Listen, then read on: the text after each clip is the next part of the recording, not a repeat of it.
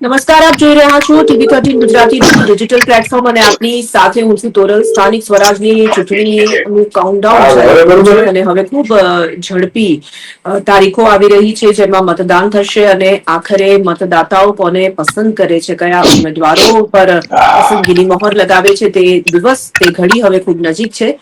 મોરબી મહાનગરપાલિકાની આજે ખાસ કરીને આજની ચર્ચામાં જનતાના મિજાજને લઈને, જનતાના મતને લઈને વાત કરવી છે. સિરામિક નગરીના વિકાસને ઊંચાઈ પર લઈ જવા માટે નગરપાલિકામાંથી મહાનગરપાલિકા 2005માં મોરબીને બનાવવામાં આવી હતી અને પ્રથમ વખત આ સ્થાનિક સ્વરાજની મહાનગરપાલિકાની મોરબીની ચૂંટણી યોજાઈ રહી છે. ત્યારે આજ વિષય પર વાતચીત કરવા માટે પત્રકાર પ્રવીણભાઈ વ્યાસ આપણી સાથે જોડાઈ ચુક્યા છે અને અમારા સહયોગી રિપોર્ટર સિનિયર રિપોર્ટર રવિ મોટવાણી પણ જોડાઈ ગયા છે. રવિ, સૌથી પહેલો સવાલ હું આપને પૂછવા માંગીશ, ખાસ કરીને આપણે જયારે મોરબી મહાનગરપાલિકાની વાત કરી રહ્યા છીએ અને અત્યારે જયારે આપણે વાત કરી રહ્યા છીએ, ફોર્મ પરત ખેંચવાનો આજે અંતિમ દિવસ છે.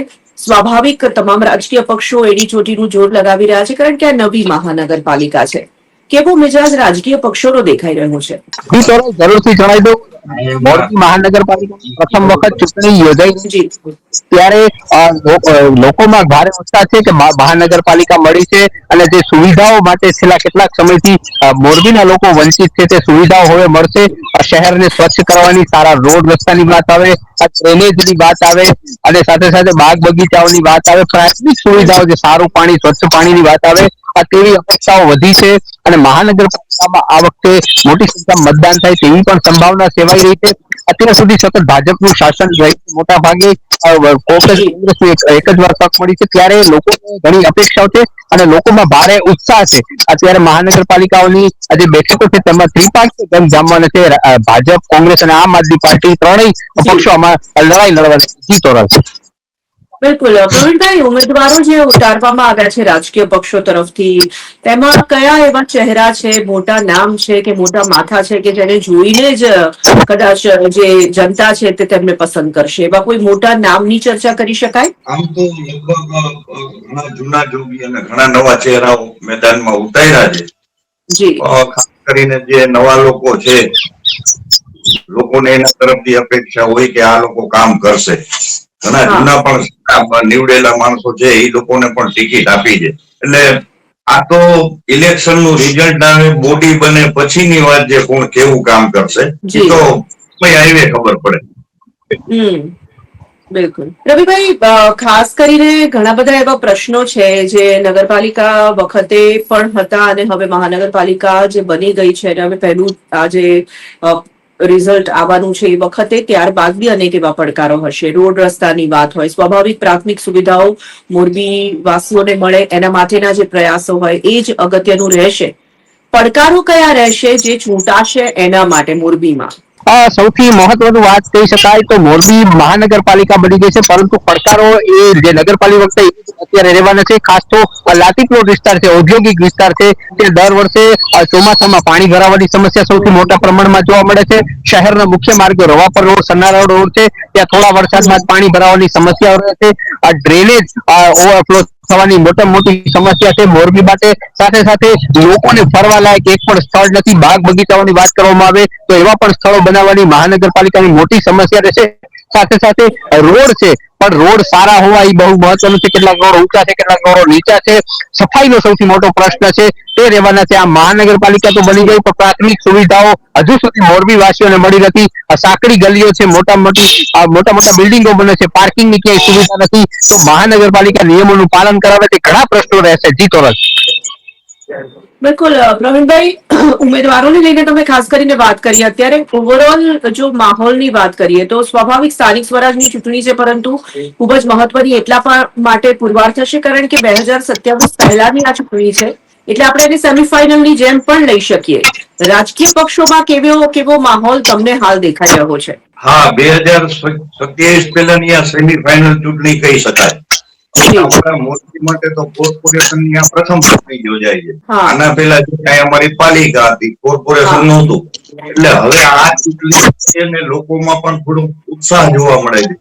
ઉત્સાહ જી એટલા માટે જોવા મળે છે કે કોર્પોરેશન ડિક્લેર થયા પછી અમારે ત્યાં જે વહીવટદારનું શાસન આવ્યું, તો વહીવટદારના શાસનની અંદર કામ અત્યારે ચાલુ છે, ઘણા બધા વિકાસના કામ ચાલુ છે, ભલે ગતિ ધીમી હશે પણ આ પેલા જે પાલિકાની અંદર મોરબીની જગ્યાએ 52 બીજેપી ને સુપ્રાય સભ્ય ચૂંટણી લેવાતા, 52 વિરોધ પક્ષમાંથી એક પણ સભ્ય નહીં.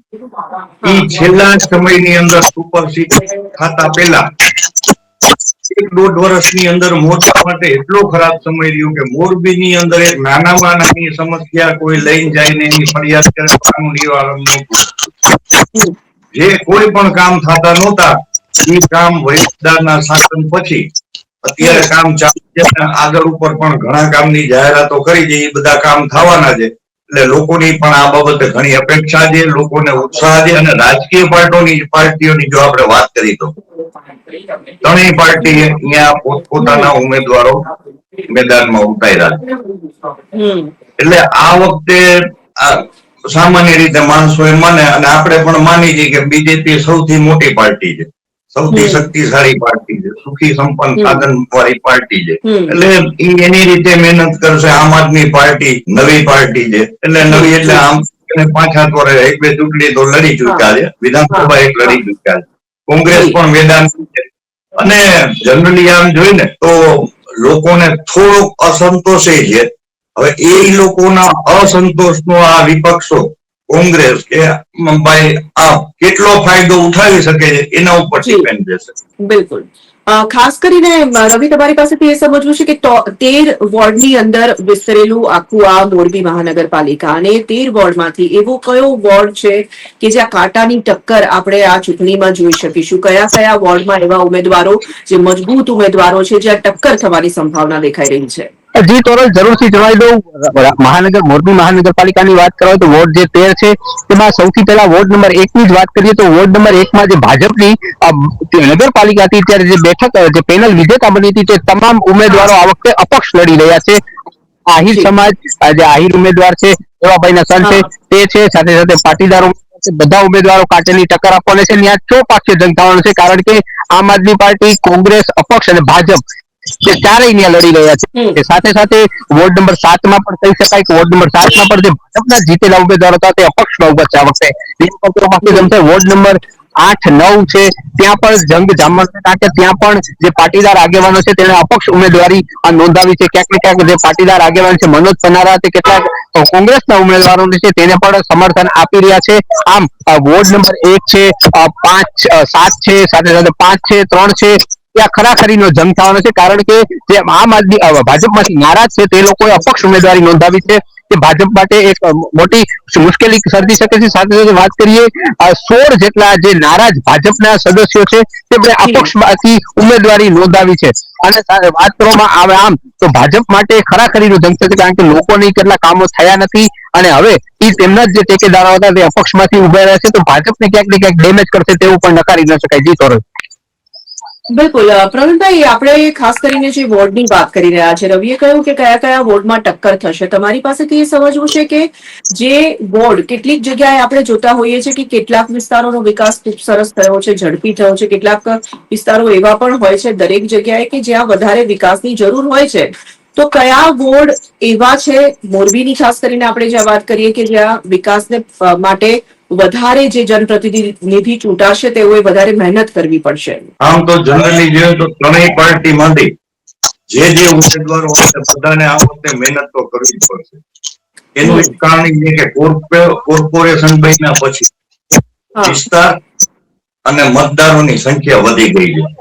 એટલે એટલા બધા નવા મતદારો સાથે પોતાને એને કોન્ટેક્ટ કરવાના હોય, નવા વિસ્તારમાં જવાનું હોય, એટલે ચૂંટણીમાં દરેકે મહેનત કરવી પડશે.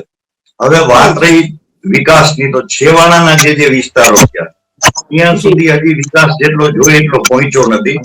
આમ તો તમે ગામની અંદર વાત કરો તો વોર્ડ નંબર 2 ની અંદર વિસીપરા, એની અંદર વર્ષોથી રોડનો પ્રોબ્લેમ, ઉભરાતી ગટરોનો પ્રોબ્લેમ, અને આ માટે એ લોકો ખૂબ ફરિયાદો કરે છે, પણ એનું આજ દિવસ સુધી નિરાકરણ આવ્યું નથી. અને બાકી જે આમ લાયન્સનગર છે, આમ પાછળ નવલખી વિસ્તાર, રણછોડનગર છે, અહીંયા તો ઘણી બધી પ્રાથમિક પાયાની જરૂરિયાતની પણ અત્યારે ઉણપ છે. એ લોકો એ માટે પણ સંઘર્ષ કરી રહ્યા છે. રવિ, ખાસ કરીને ચૂંટણીની જયારે આપણે વાત કરતા હોઈએ એટલે ચૂંટણી એટલે વાયદાઓની મોસમ. જે કોઈ રાજકીય પક્ષ હોય એ જનતાને લલચાવવા માટે, લુભાવવા માટે અથવા પોતાના તરફી કરવા માટે અનેક વાયદાઓ કરતા હોય છે. અનેક જગ્યાએ મેનિફેસ્ટો જાહેર કરી દેવામાં આવ્યા છે, કોંગ્રેસ તરફથી હોય કે ભારતીય જનતા પાર્ટી તરફથી. મોરબીમાં શું એ જાહેરાત થઈ ચૂકી છે અને કયા કયા મુદ્દાઓ એવા છે ખાસ કરીને જે જનતા સમક્ષ રાજકીય પક્ષોએ મૂકી દીધા છે હવે? જી તોરલ, જરૂરથી જણાવી દઉં. વાત કરીએ મેનિફેસ્ટોની તો ત્રણેય પક્ષોએ પોતાના મેનિફેસ્ટો જાહેર કરી દીધા છે. મોરબી વાસીઓ માટે સૌથી પહેલા જો મેનિફેસ્ટોની વાત હોય તો સૌથી પહેલા પ્રાથમિક સુવિધાઓ, જે મોરબી વાસીઓ હજી પણ ઝંખી રહ્યા છે પ્રાથમિક સુવિધાઓને. મોરબી વાસીઓ હંમેશા ચોમાસું આવે એટલે મોટાભાગના વિસ્તારોમાં પાણી ભરાઈ જવાની સમસ્યા હોય તેને ભૂતકાળ બનાવવા માંગે છે, તે ઉમેદવાર તેને જોઈ છે. સાથે સાથે ગટરો ન ઉભરાય તેવા વિસ્તાર તેને જોઈ છે, એને ભૂતકાળ બનાવી દેવું છે, એવા ઉમેદવારની પસંદગી કરવી છે. સાથે સાથે રોડ રસ્તા સારા મળે તે મોરબી વાસીઓની અપેક્ષા છે. તમામ ઉમેદવારો છે, ત્રણેય પાર્ટીઓ છે, તેમણે મેનિફેસ્ટોમાં આ જ વસ્તુઓ જાહેર કરી છે. પરંતુ કોઈ પણ જ્યાં સુધી ભાજપ હોય, કોંગ્રેસ હોય, જે લોકો સત્તા ભોગવી છે તે આ સમસ્યાનું નિરાકરણ હજી સુધી લાવી શક્યું નથી. પરંતુ હવે લોકો મહાનગરપાલિકા બની છે તો એવી અપેક્ષા જરૂર રાખી રહ્યા છે કે તેમની જે પ્રાથમિક સુવિધાઓ છે, સ્વચ્છ પાણી મળે પીવાનું, સમયસર પાણી મળે, પૂરતું પાણી મળે, લોકોને સ્વચ્છ શહેર મળે, રોડ મોટા મળે, પાર્કિંગ સુવિધાઓ પૂરતા પ્રમાણમાં મળે, તે તમામ લોકો મોરબી વાસીઓ તે અપેક્ષા સેવી રહ્યા છે. જી તોરલ. જી. પ્રવીણભાઈ, ખાસ કરીને મોરબીમાં સ્વાભાવિક મોરબી સિરામિક નગરી તરીકે જાણીતું છે અને મોરબીની ઓળખ માત્ર ગુજરાત પૂરતી સીમિત નથી, દેશ દુનિયામાં મોરબી એટલું પ્રસિદ્ધ પણ છે, વિખ્યાત પણ છે. તો સ્વાભાવિક એની અપેક્ષાઓ પણ એ જ પ્રમાણેની હશે. હવે નગરપાલિકામાંથી મહાનગરપાલિકા બની ચૂકી છે તો સ્વાભાવિક ત્યાંના જે સ્થાનિકો હશે, રહીશો હશે, એ વિકાસ પણ મહાવિકાસ થાય એવું ઈચ્છતા હશે. કયા મુદ્દાઓ સૌથી વધારે જનતાના મનમાં છે? હા, સિરામિક નગરી છે મોરબી, ઔદ્યોગિક શહેર છે અને આમ બીજા અર્થમાં કહી તો સુખી સંપન્ન શહેર છે. આપે રવિભાઈ ને પૂછ્યું તો આ ગામની પ્રજાની અપેક્ષા અત્યારની, હું છેલ્લા 20-25 વર્ષ ત્યાં આસપાસ સાંભળું છું, લોકોની એક જ માંગણી, સારા રોડ રસ્તા આપો, શુદ્ધ પીવાનું પાણી આપો, ઇલેક્ટ્રિસિટી લાઇટ આપો. આ બધી જે પાયાની પ્રાથમિક જરૂરિયાત છે, આ સિવાય પ્રજાની કોઈ માંગણી હોતી નથી. ને છેલ્લા સમયમાં હું આપણે વાત કરું કે પાલિકાની અંદર જે ફરિયાદોનો તમે ચોપડો કાઢો તો મેજોરિટી ફરિયાદો આની હોય. અને અફસોસની વાત એ છે કે આ પાલિકાની અંદર કોંગ્રેસનું શાસન આવ્યું, ભાજપનું શાસન આવ્યું, પણ ચોમાસું આવે એટલે લોકોને સબાકા નીકળવા માંડે. દરેક રોડ રસ્તા તૂટી જાય, અંદર ખાબોચિયા થાય, ખાબોચિયા પાણી ભરાય. અને અમારા શહેરની અંદર 4 વ્હીલર ગાડીની પાછળ બેનર લાગે, બોર્ડ લાગે, સ્ટીકર લાગે, ખાડામાં મોરબી કે મોરબીમાં ખાડા. આ જાતની નિર્માણ થાય. અને ઔદ્યોગિક નગરી, સિરામિક નગરી છે એટલે એ લોકોની એક ખાસ અપેક્ષા છે વર્ષો એના વિસ્તારની અંદર, ઇન્ડસ્ટ્રીયલ વિસ્તારની અંદર સારા રોડ રસ્તા આપો. મોરબીની અંદર ટ્રાફિકનો પ્રોબ્લેમ, ટ્રાફિકનો પ્રશ્ન બહુ જટિલ છે ઘણા સમયથી. દાખલા તરીકે મોરબી, અમારા મોરબી સિટીમાંથી બાયપાસ સુધી જે ઉદ્યોગપતિને નીકળતા 35-40 મિનિટ લાગે, એ જેનાથી 10 ગણું ડિસ્ટન્સ હોય ને એનાથી અડધો સમય લાગે. આ ટ્રાફિક છે, આ રોડ રસ્તાની સ્થિતિ છે.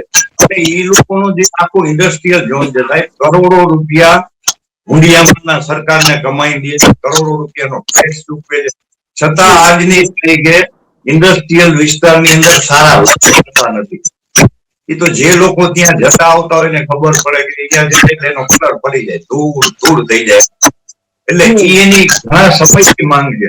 અને એ ખરેખર અમુક ઉદ્યોગપતિઓ તો પોતાનો જે રોડ નીકળતો હોય એ ભાગીદારી, લોક ભાગીદારીથી બનાવવાના દાખલા છે. એટલે આ લોકોની માંગ છે. અને મોરબીની મેક્સિમમ માંગ આ કે તમે અમારી પ્રાથમિક જરૂરિયાતો પૂરી કરો, પ્રાથમિક જરૂરિયાતો સંતોષો. અને ખરેખર દરેક પાલિકા હોય, કોર્પોરેશન હોય, આ લોકોનો જે લોકો ટેક્સ પેયર છે એને સંવિધાનિક હક છે, એને પૂરો પાડવો પડે પ્રાથમિક સુવિધાઓ. પણ અફસોસ એ છે કે મોરબીની અંદર આજની તારીખે વર્ષો પછી પણ આ પ્રાથમિક સુવિધાઓ પૂરી પાડવામાં દરેક ખોટી નિષ્ફળ નીવડવું છે. પણ એ ગમે એનું હોય, ભાજપ હોય, કોંગ્રેસ હોય કે સાથે મળીને કર્યું હોય. બિલકુલ. રવિ, ખાસ કરીને હવે છેલ્લો સવાલ હું આપને એ પૂછવા માંગીશ કે સ્થાનિક સ્વરાજની ચૂંટણી હવે ખૂબ નજીકમાં છે. હવે મતગણતરીના દિવસો જ્યારે નજીક આવી ગયા છે ત્યારે ઓવરઓલ માહોલ મોરબીનો કેવો દેખાઈ રહ્યો છે? ચૂંટણીના રંગે શું મોરબી રંગાઈ ચૂક્યું છે અત્યારે? આ બંનેનો ખૂબ ખૂબ આભાર અમારી સાથે આજની આ ચર્ચામાં જોડાવા માટે. તો મોરબી મહાનગરપાલિકાની આ પ્રથમ ચૂંટણી છે. નગરપાલિકામાંથી મહાનગરપાલિકા ઘોષિત થયા બાદની આ સ્થાનિક સ્વરાજની પહેલી ચૂંટણી. રાજકીય પક્ષોની તૈયારીઓ જે છે તે જોરોશોરોથી જોવા મળી રહી છે. તો જનતા પણ અનેક આશા અપેક્ષાઓ રાજકીય પક્ષો પાસે રાખી રહી છે. આવી મહત્વપૂર્ણ મુદ્દાઓની ચર્ચા માટે આપ જોડાયેલા રહો અમારી સાથે. અત્યારે મને આપનો રજા.